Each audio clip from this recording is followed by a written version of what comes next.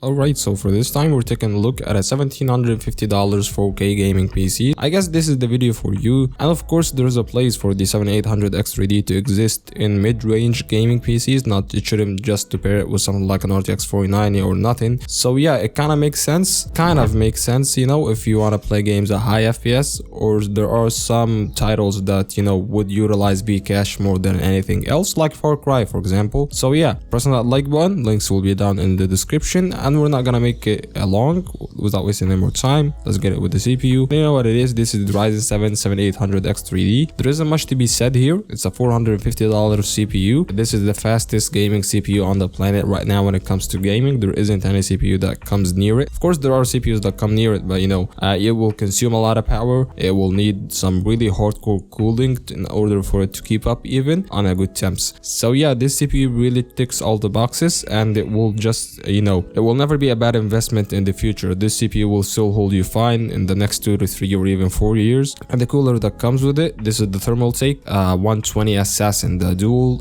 tower CPU cooler. There is a brand new video by Linus Tech Tips where he showed that this air cooler actually is so fine, you know, when you pair it with something like a 13900K, 13600K, or even the X3D CPUs actually draws less power and is less power demanding and heat demanding than these Ryzen CPUs, so it will hold you just fine. When it comes to the motherboard, we're looking at the Gigabyte B650M-DS3H, and as you can see, the B650M-DS3H is a board that's on sale right now. It goes for $125. It supports our CPU just fine. If you decided to upgrade in the future to a workstation CPU like a 7950X3D or 7950X, there's no problem. So yeah, it's a really good board. It's got 4 RAM slots. It's got all the high-end features that you need from B650M board. You can do overclocking no problem, and it really gets the job done for $125. I guess this is a really price to get it because it's on sale right now. The RAM, we kind of went cheap there because RAM is actually pretty expensive on the DDR5 section, but we're looking at 32 gigabytes of DDR5 6000 megahertz. Now yeah, 6000 megahertz will be utilized